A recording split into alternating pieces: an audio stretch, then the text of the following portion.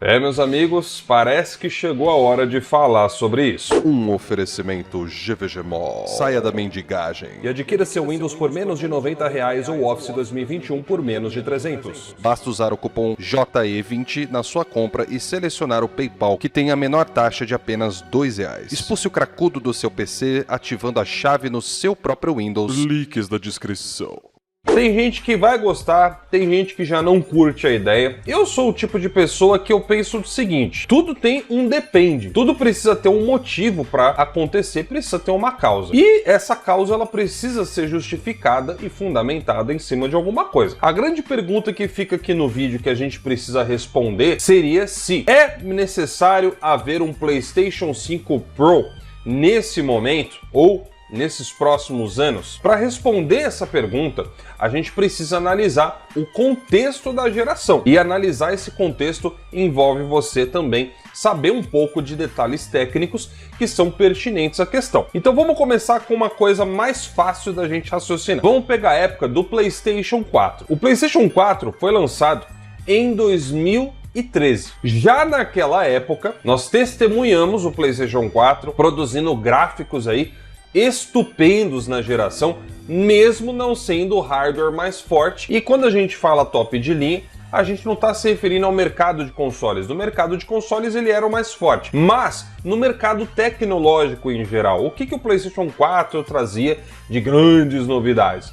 Talvez ali a memória GDDR5, que não era aquela coisa assim que uau. Na verdade, é muito pelo contrário. O PlayStation 4 e o Xbox One, naquela época do lançamento deles, já eram chamados de defasados, onde na época um executivo da Nvidia falou a respeito da tecnologia dos consoles e chamou de tecnologia velha. De acordo com o executivo da Nvidia, um PC mais forte, mais top de linha naquela época, já ganhava desses consoles em 2,5 vezes, no mínimo. E aí, o que a gente viu no meio da geração do PlayStation 4, por exemplo? Nós vimos o nascimento do PlayStation 4 Pro. Console esse que a Sony justificou como sendo um console competidor do mercado mais high-end, ou seja, o mercado dos PCs. E que, na verdade, não foi bem assim. O PlayStation 4 Pro não batia de frente com os PCs mais fortes, até porque, basicamente, a única coisa que mudava nele era ter mais memória, ter uma largura de banda maior e ter uma GPU mais forte. Mas o processador do PlayStation 4 Pro era praticamente o mesmo, que já era um processador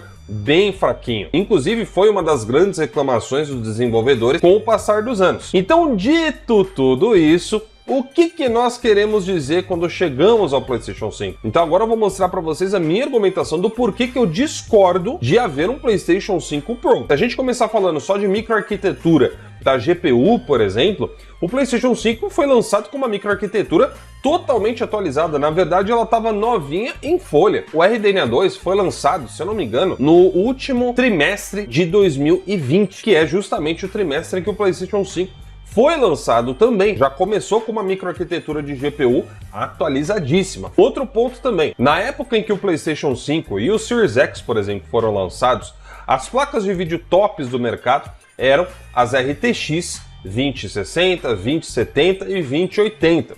Posteriormente foi lançado a série 3000, Mas tanto o PlayStation 5 quanto o Series X já batiam uma 2070, por exemplo, que era uma das placas mais poderosas que tinha ali, fora a arquitetura do processador do PlayStation 5 também, galera. É um processador que é muito atualizado, ele já foi lançado com o Zen 2, que estava presente, se eu não me engano, na série 3000 dos Ryzen de desktop. Atualmente a gente está na série 7000, São duas gerações na frente, porque antes teve a série 5000, inclusive a que eu tenho aqui no meu PC, porque é a última que usou o socket AM4. Então, do socket que tinha disponível até aquela geração, eu tenho a última, que na teoria seria só uma geração na frente da CPU do PlayStation 5, por exemplo. Agora, vai lá e pega um computador que tem uma geração, a mesma geração de processadores das arquiteturas do PlayStation 5 e bota para rodar os jogos mais pesados hoje em dia, você vai ver que ele vai rodar tranquilamente. Se você for lá na Steam, por exemplo, e fazer uma pesquisa das placas de vídeo mais usadas, mais atualizadas do último mês ali na plataforma, a placa mais comum que tem hoje nos jogadores de PC é a GTX 1650, que é muito mais fraco que um PlayStation 5, por exemplo. Inclusive, não contempla um processamento dedicado para Ray Tracing, por exemplo. Ou seja, a placa de vídeo mais low, mais baixa, que os desenvolvedores têm que levar em consideração na hora de fazer jogos multiplataformas, por exemplo, é mais fraca que os consoles premium que nós temos nessa geração. Você vai ver aqui na lista que depois dela, as placas que mais estão sendo usadas aí é uma 1060, tem também aí a 3060, né, que já passa um pouco dos consoles da nova geração, mas que mesmo assim tá na minoria, né, porque é uma versão de laptop.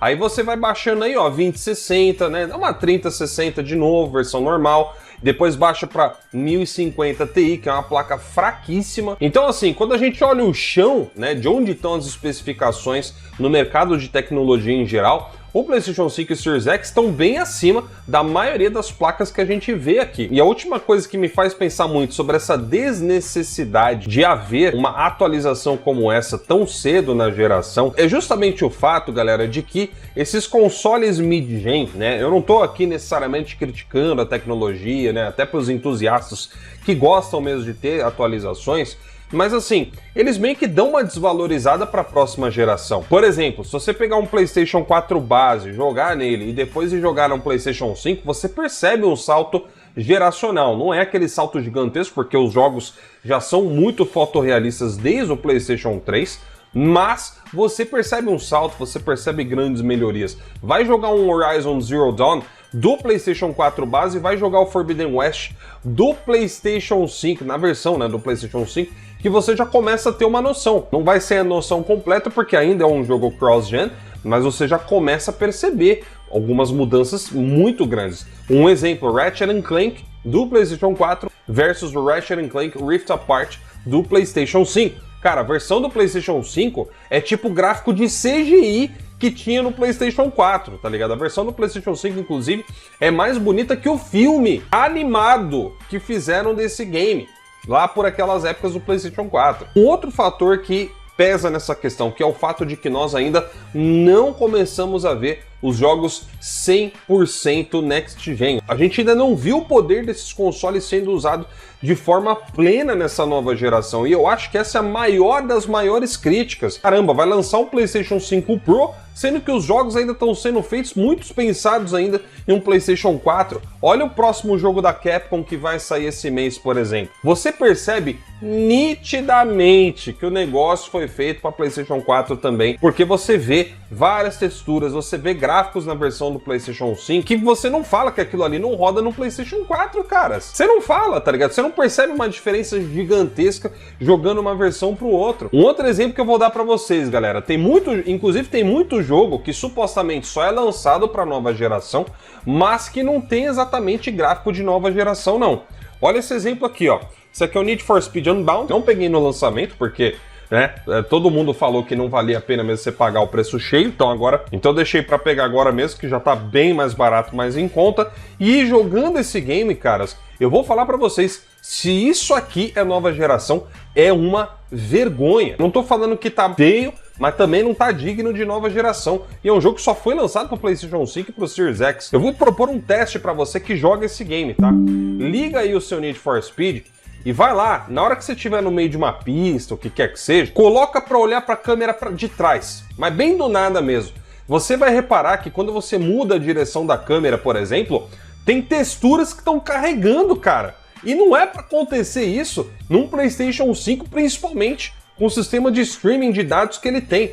Aliás, olha como que os argumentos vão surgindo conforme a gente vai falando aqui, né? O sistema de streaming de dados do PlayStation 5 é um negócio sem igual. Você não vê um negócio desse, mas olha, 90% dos PCs que tem aí no mercado. Atualmente acho que deram já uma atualizada nas tecnologias aí da RTX, principalmente, que possibilitam fazer uma coisa muito parecida com o que tem no sistema do PlayStation 5. Mas mesmo assim, por padrão, isso aqui está muito avançado. É um sistema high-end de transferência de dados que só o PlayStation 5 tem nos consoles. A transferência da taxa do SSD dele é uma coisa monstruosa. Aliás, inclusive, até no PC, você muito dificilmente acha um SSD que seja igual. Para compensar isso aí, você precisa pegar um SSD com uma velocidade de transferência muito maior, porque o SSD do PlayStation 5 tem muito mais vias de transferência que os do PC normalmente. Quando a gente vai comprar um SSD para o PlayStation 5, A Sony recomenda que você compre um SSD com velocidade maior do que aquela do SSD interno do PlayStation 5, para compensar essa falta de canais de transferência que não tem nos SSDs comuns aí do mercado. Então é aquela coisa, galera, eu sou um cara que eu sou até que um pouco entusiasta também nessa geração, dependendo das especificações técnicas de um PlayStation 5 Pro.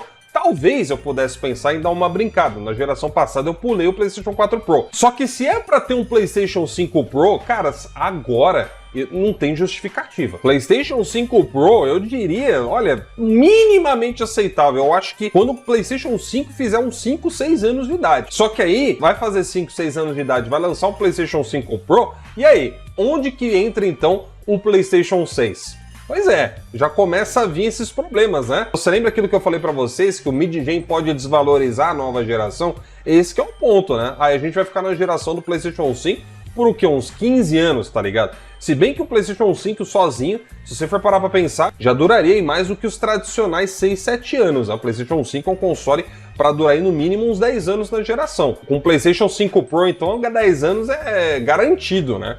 Mas enfim, qual que é a sua opinião a respeito disso? O que você pensa do assunto? Eu quero ver a opinião de vocês aqui nos comentários. Deixa aí seu comentário. Não esquece, por favor, de deixar aquele like no vídeo, porque isso ajuda muito o canal, cara. Para de ser preguiçoso, deixa o like aí e se inscreva também se você não for inscrito. Eu vou ficando por aqui. Até o próximo vídeo. Tchau, tchau.